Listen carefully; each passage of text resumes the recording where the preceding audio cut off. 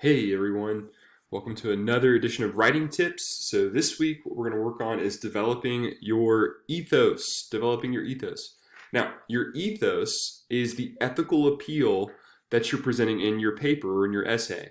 So it's based on your character, your credibility, your reliability as a writer. And so I'm going to go over just a few ways that you can establish your ethos. The reason why I have Martin Luther King Jr. here is because he is considered a person of character, credibility, and reliability, which is what you want to do within your paper. Do you want to meet my son? Come here. Oh, I love it, buddy. You say hi? Hi, What's your name? Cooper. How do you spell your name? Cooper. Give me next. All right, I'm going to finish this lesson, okay? And I'll help you out. Okay. All right.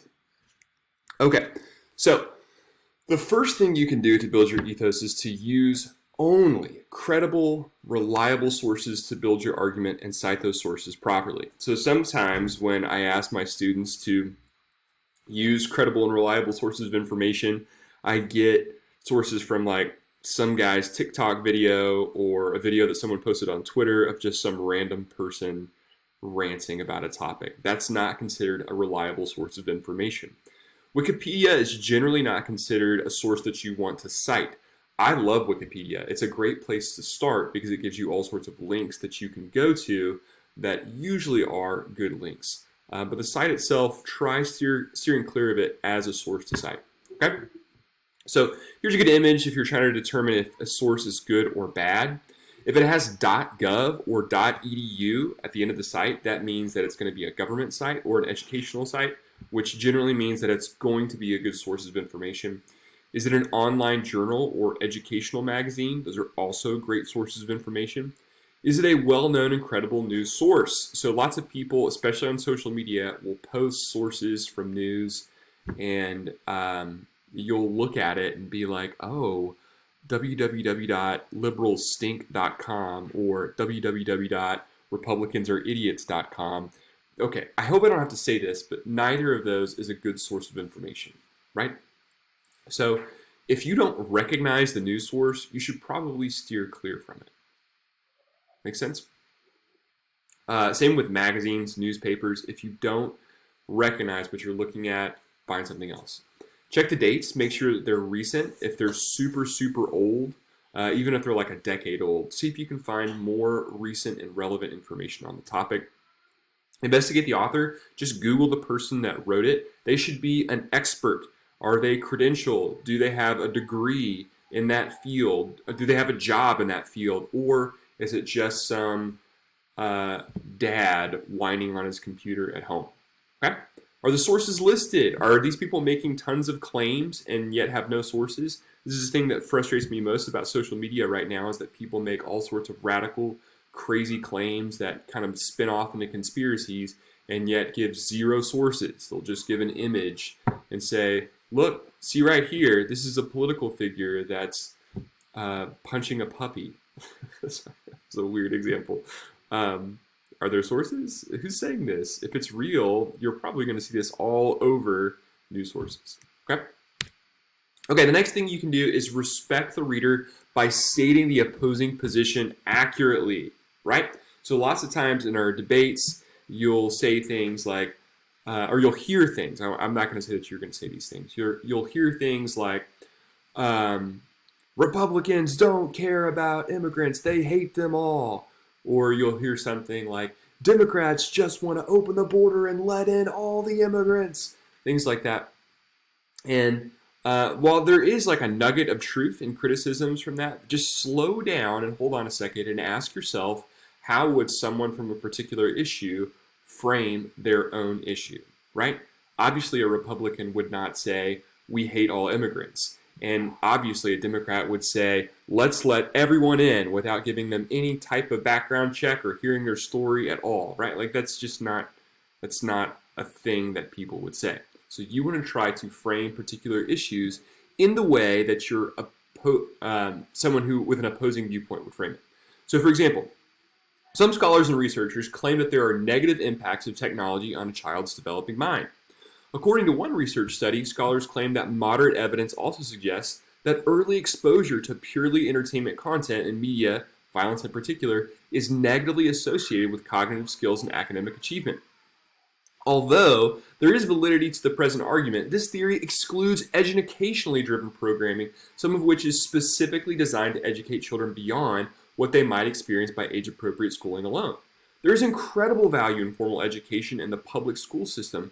However, classroom modalities are not the only way children learn about the world around them. So you see here we have opposing viewpoints. You have a person who's writing this essay who wants to say that, yeah, technology is okay for kids. And what they're doing is they're supporting the opposing viewpoint fairly. They're using the quote and they're being respectful, right? You don't just want to be like Bernie over here and say, you're wrong, right? And that's taking him out of context, obviously, but it's a funny joke. Okay, so next up, you want to establish common ground with your audience. So most of the time, this can be done by acknowledging values and beliefs shared by those on both sides of the argument. Now, this is very difficult to do in our very polarized world that we're in right now. But the fact of the matter is that we do have shared values. We do. Look at this example. No matter who you voted for in the 2020 election, we can all agree that we want real solutions to the dual crises of COVID-19 and the economic collapse. And while I can understand why someone would vote for blank because of his stance on blank, his opponent blank is a better candidate to help America recover because blank, right? So in that situation, I'm being respectful. I can say that I can see why someone would do this. And that's not saying you would. That's not saying that you're saying they're right. It's just saying that you have a morsel of empathy that you can understand where someone is coming from. And this works with all kinds of issues.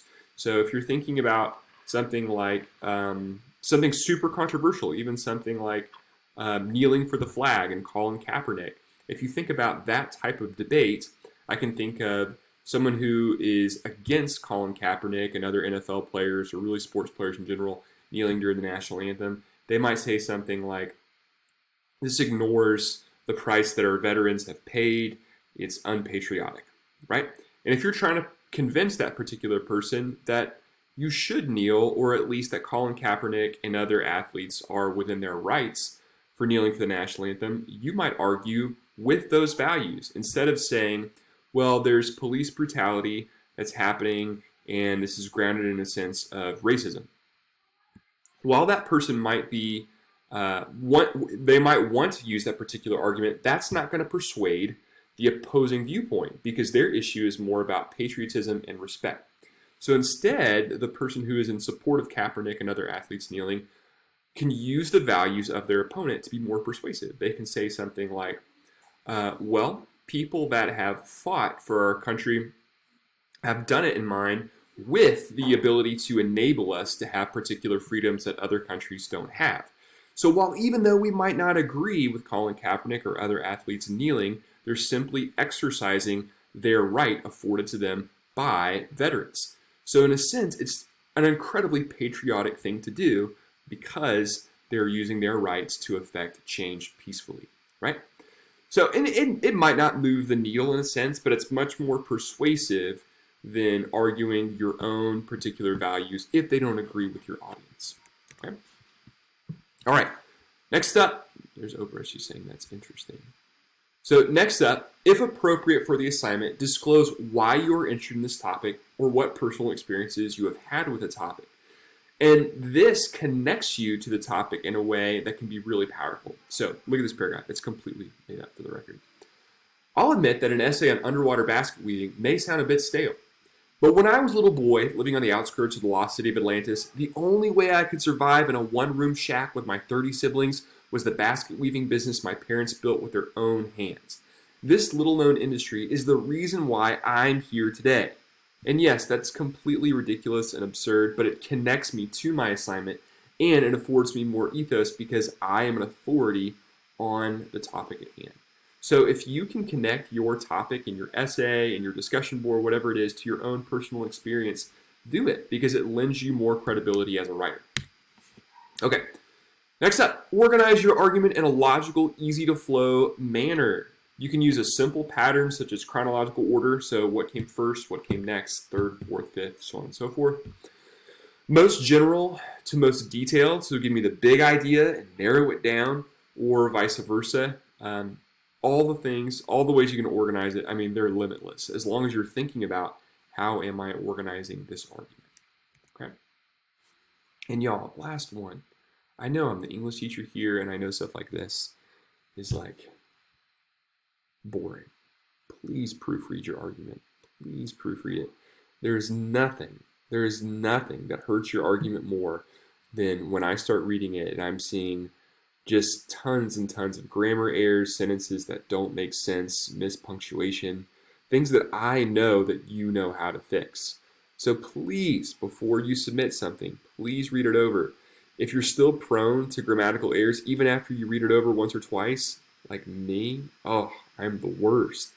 I usually have someone else, a friend, spouse, a mom or dad, read over things that I write before I submit them. Please do that. Look at me. Look at me in my luscious chocolate eyes. You will improve your grade if you read what you write before you submit it. I promise you. I promise you. Okay? All right. So those are ways that you can build your ethos. I hope you found it informative.